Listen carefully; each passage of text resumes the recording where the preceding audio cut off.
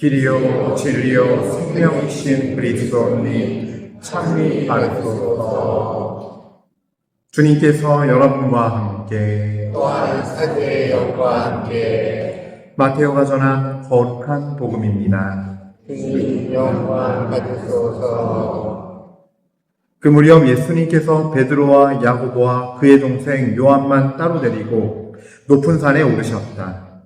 그리고 그들 앞에서 모습이 변하셨는데 그분의 얼굴은 해처럼 빛나고 그분의 옷은 빛처럼 하얘졌다. 그때 모세와 엘리야가 그들 앞에 나타나 예수님과 이야기를 나누었다. 그러자 베드로가 나서서 예수님께 말하였다. 주님, 저희가 여기에서 지내면 좋겠습니다. 원하시면 제가 초막새들 지어 하나는 주님께, 하나는 모세께, 또 하나는 엘리야께 드리겠습니다. 베드로가 말을 채 끝내기도 전에 빛나는 구름이 그들을 덮었다. 그리고 구름 속에서 이는 내가 사랑하는 아들, 내 마음에 드는 아들이니 너희는 그의 말을 들어라 하는 소리가 났다. 이 소리를 들은 제자들은 얼굴을 땅에 대고 엎드린 채 몹시 두려워하였다. 예수님께서 다가오시어 그들에게 손을 대시며 일어나라, 그리고 두려워하지 마라 하고 이르셨다. 그들이 눈을 들어보니 예수님 외에는 아무도 보이지 않았다. 그들이 산에서 내려올 때 예수님께서는 그들에게 사람의 아들이 죽은 이들 가운데서 되살아날 때까지 지금 본 것을 아무에게도 말하지 마라 하고 명령하셨다. 주님의 말씀입니다. 그리스도님 승리합니다. 참 예수님, 한 주만에 또 뵙게 되는데요. 다시 일주일 뒤에 이 자리에 초대해 주시고 주님 안에서 한 식탁에서 주님의 생명을 나눌 수 있도록 허락해 주신 우리 주님께 감사 찬미 드립시다. 주 예수님 감사 찬미 받으시고 예수님 홀로 영광 받으소서. 아멘. 자, 오늘 복음 말씀은요, 마태복음 17장 1절부터 9절 예수님의 거룩한 변모에 관한 말씀을 전해 듣고 있습니다. 사실 거룩한 변모란 표현은 지상의 입장에서 쓴 거예요. 예수님께서 이 타볼산에서 보여주신 건 예수님의 본캐예요. 본캐, 원래 모습. 저는 하나님께서 참 야박하시다는 생각을 했어요.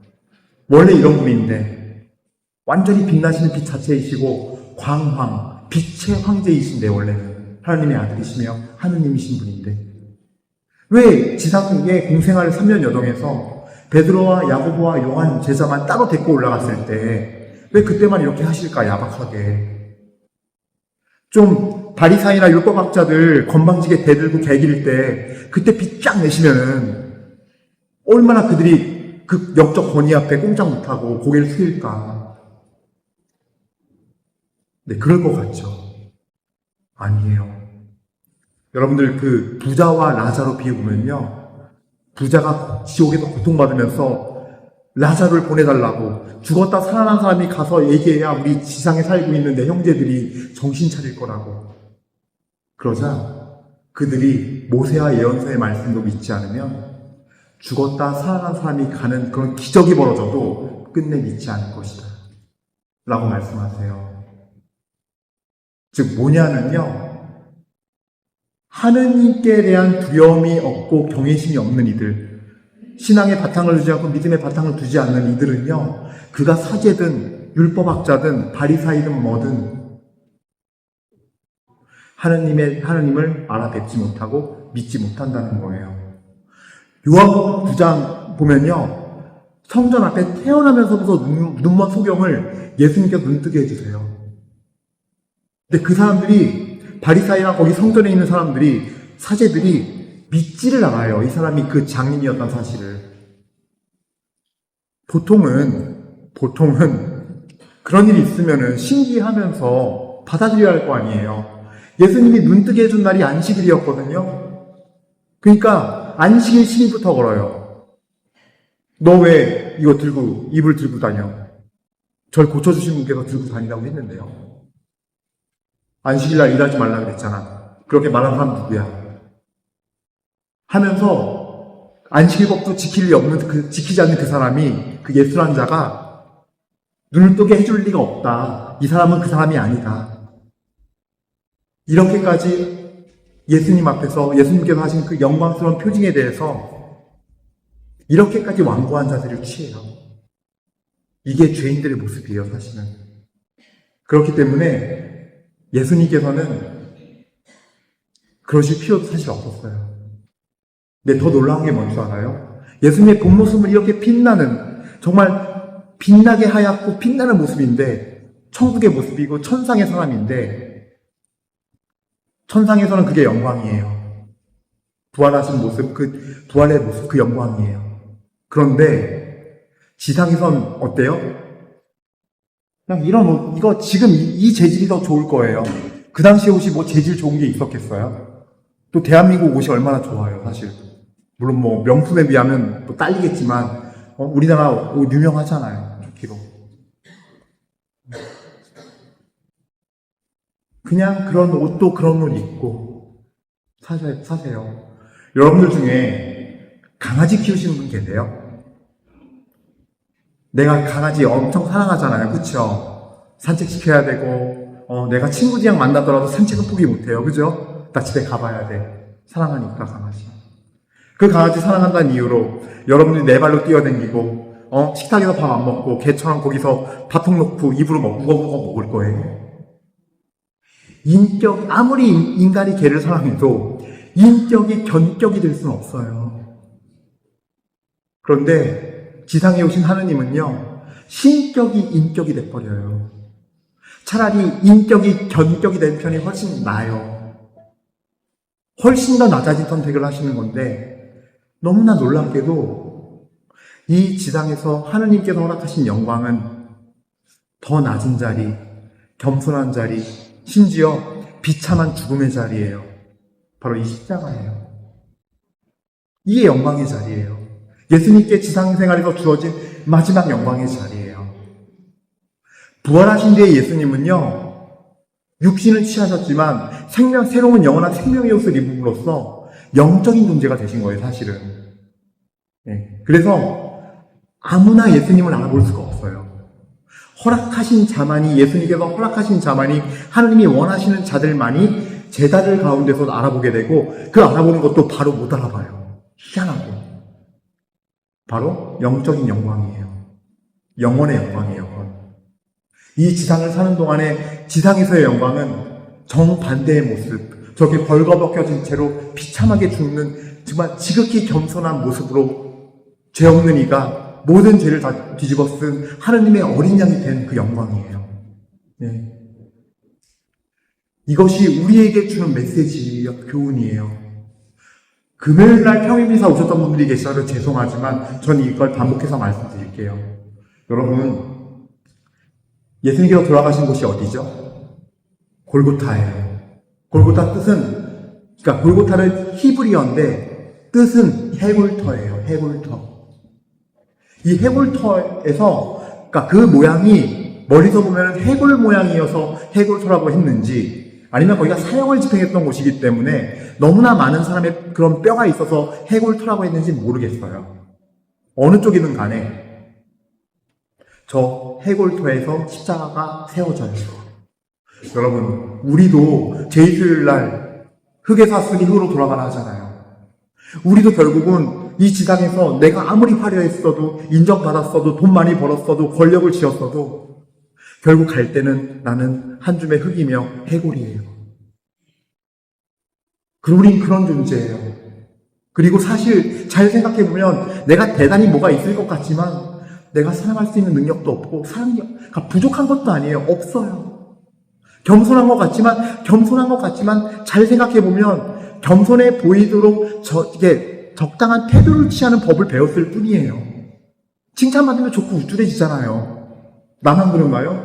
전 지금도 그런데. 맞잖아요. 겸손이 없어요. 겸손한 것 같지만.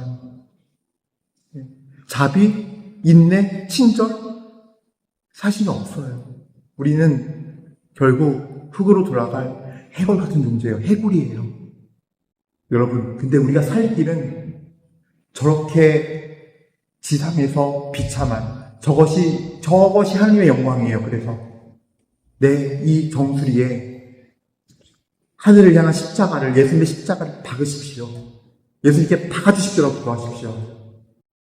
그래서 예수님이 흘리시는 이 피가 물이 십자가를 타고 내려가서 지상의 해골터에 이르러서 인류의 구원이 이루어진 것처럼, 오늘 이 미사 중에 사제의 이 더러운 죄인인 저의 손을 통해 들어 올려지는 빵과 포도주로 성취와 성혈로 여러분 머리에 이렇게 흘리게 될 때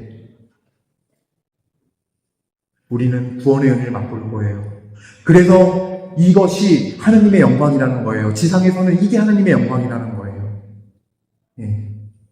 그리고 우리 삶에서 어떻게 해야 되느냐, 우리가 어떻게 해야 이 예수님과 같은 모습으로 겸손하게 낮게 살아갈 수 있는가, 그 모습을 오늘 제1독서인 창세기 12장 1절부터 4절 말씀이에요. 내 고향과 친족과 아버지의 집을 떠나 내가 너에게 보내줄 땅으로 가거라. 이게 뭐예요? 고향, 친족, 아버지의 집, 나의 근원, 뿌리, 나의 재산, 나의 안정감이에요. 아주 한마디로 표현하면 안정감. 이 안정감을 주님께 내어드리고 사는 삶이에요. 예수님의 이 삶도요, 머리를 꽃조차 없다 그랬어요. 당신 자신을 표현할 때. 여우도 굴이 있고 하늘의 새도 보금자리가 있지만 사람의 아들은 머리 들 곳조차 없다. 그러면서 매일매일을 마을을 다니면서 말씀을 전하고 낮은 자로 사셨어요. 진심으로. 우리의 모습이 그래야 한다는 거예요. 우리 역시 아브라함처럼 내가 안정감을 느끼는 어떤 것을 붙드는 것이 아니라, 그걸 의지하는 것이 아니라 하나님을 붙드는 삶, 하나님께 나를 내어 던지는 삶으로 옮아가야 돼요. 사실 이 안정감을 느끼는 그 지상의 어떤 것이 바로 우상이에요. 그게 바로 우상이 돼요. 나로 하여금 하나님으로 못 가게 해요. 나로 하여금 십자가를 바라보지 못하게 해요. 여기 머물게 해요. 순종치 못하게 해요. 순종하고 싶어도 잠깐만요. 나 이게 이게 좋아서요. 이거 꼭 있으면 안 돼요. 저 이거 버리면 못 살아요. 죽을 것 같아요. 망할 거예요. 분명히. 내 인생 끝장날 거예요. 그러나 이 예수님, 팔 벌려서 돌아가신 이 예수님의 모습이 진짜 그래서 하나님의 영광이에요. 왜냐하면 이 뒤에 예수님은 오늘 복음의 모습, 본래 모습으로 돌아가니까요. 우리도 이걸 놓을 때 곧 망하고 곧 죽을 것 같지만 놓으면은 이 부활하신 예수님의 모습으로 옮아가는 여정을 걷게 돼요. 아브라함이요, 지금 너에게 보여줄 땅으로 가라 그랬지 어디로 가라고 그러지 않았어요. 청사진 없었어요. 나중에 아들 주겠다 그랬고 큰 민족 되겠다 그랬는데 25년 뒤에 75세 건녀의 이 따위가 100세에 25년 뒤에 꼴랑 이삭 하나 줘요. 근데 아브라함이 아는 거예요. 놓고 따라갔더니 망할 줄 알았는데 점점 양가소가 불어나고 롯 데리고 같이 갔는데 롯이 가자 그래서 롯이랑 같이 살 수가 없을 지경으로 재산이 많아져요. 소와 양이 많아져요. 하나님이 이루세요. 하나씩. 순종해봐야 아는 거예요. 순종해야 비로소 이래서 하라 그랬구나. 이거 놓으라 그랬구나. 그래서 놓고 놓다 보면은 우리는 이 예수님의 십자가의 진리를 깨닫고 살게 돼요. 시편 23장의 1절에 주님은 나의 목자, 나는 아쉬울 것 없어라. 주님이면 되는 삶으로 완전히 바뀌어요. 하나님 아버지면 되는 삶으로 완전히 바뀌어요. 이거는 단순한 모험이 아니에요. 보장된 모험이에요. 약속이 된 모험이에요. 그 모험의 결과 끝에는 그 끝은 창대해요. 내가 생각하지도 못했던 길로 이끄시면서 창대해요. 영원한 생명이 나에게 쏟아져요. 영적인 축복이 나에게 쏟아져요.